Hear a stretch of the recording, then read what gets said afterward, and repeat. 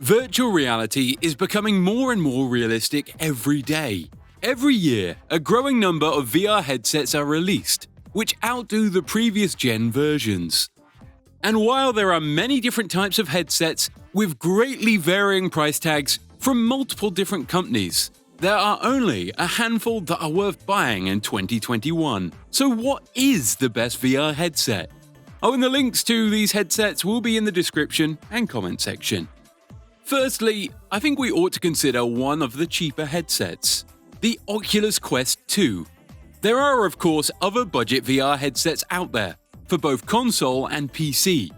But the Oculus Quest 2 happens to be the best, because it doesn't require an external PC or any other device. The headset is a standalone device, which essentially delivers the full package for extremely good value at just $300. Games are downloaded straight onto the headset's onboard storage and run through its own kind of miniature computer. Naturally, VR games aren't that big, so the storage options range from about 64GB all the way to 256. So either way, you'll be able to stuff a fair few games onto it. You can think of it kind of like the Nintendo Switch of the virtual reality world, in the sense that it is portable. Although, if need be, you can plug it into a PC using its USB-C cable for a more premium gaming experience. But the selling point of the Oculus Quest 2 is the freedom to play wherever you are, so that kinda defeats the purpose. The screen is surprisingly sharp, and there are decent inbuilt speakers too. Oh, and it does have full support of 6 degrees of motion, which is always great to keep the immersion going, because you won't be confined to rigid gestures to make your way around the VR world. Both controllers are accurate and easy to maneuver around as well, which, again, is great for the immersion. Then comfort-wise, it is really great because, and I don't want to sound like a broken record, but it's just so free. No wires or PC needed, and it's fairly lightweight. Also, if you wear glasses usually, then you don't have to worry since the padding fits right over. The more expensive you go with VR headsets, the more stuff you're required to get. And that's exemplified by the Valve Index. A $1,000 headset which requires an entire room setup for it to work and as well as a tethering cable. That may be a turn-off to some, but while it isn't exactly the most convenient piece of tech, it certainly does deliver an unforgettable experience. And that's partly down to the fantastic and innovative controllers that come with it, dubbed the knuckle controllers. They wrap around your entire fist, kind of like a fancy knuckle duster, and can easily detect individual finger movements, which makes articulating your character in games just that much more fluid and easy. Annoyingly, few apps are fully supporting these controllers in their entirety, but they surely will as time goes on. The actual headset itself is impressive too, because it offers a fantastically wide field of view screen that has excellent picture quality and is both sharp and color accurate. The inbuilt speakers are also very good and ergonomic, since they sit just on top of your ears. The difficulty of the Valve Index in particular is the actual setting up, because while the headset itself costs around $1,000 alone, the setup in its entirety will set you back around $200 to $500.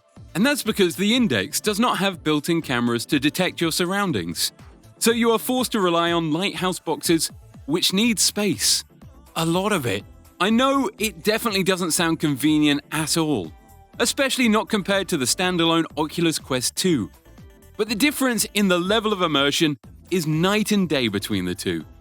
The Index can play via PC, so not only are there more games to choose from, but games can also be significantly more demanding. Long story short, if you have the money and a free room to spare, then this headset is a no-brainer. But if not, then maybe hold off and consider this one instead. If I had to take a pick at which is the best VR headset overall after all things are considered, then there's really no better choice than the HTC Vive Cosmos. It sits between the Oculus Quest 2 and Valve Index in its price tag, which makes it a kind of mid-ranged headset, and one that offers a whole lot of value for its very fair price. Unlike the Valve Index, the Cosmos has built-in tracking thanks to its 6 tracking cameras, so you won't need to sacrifice an entire room to set the headset up. But you will still need a PC, because it isn't a standalone device.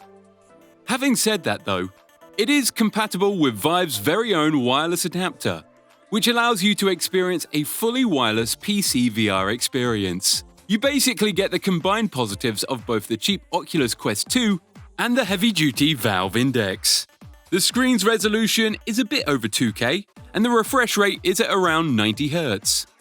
And much like the Index, there are built-in over-ear headphones to really encapture you into the game. Perhaps the best part of the Cosmos is the swappable faceplate, which lets you choose what you want on the front.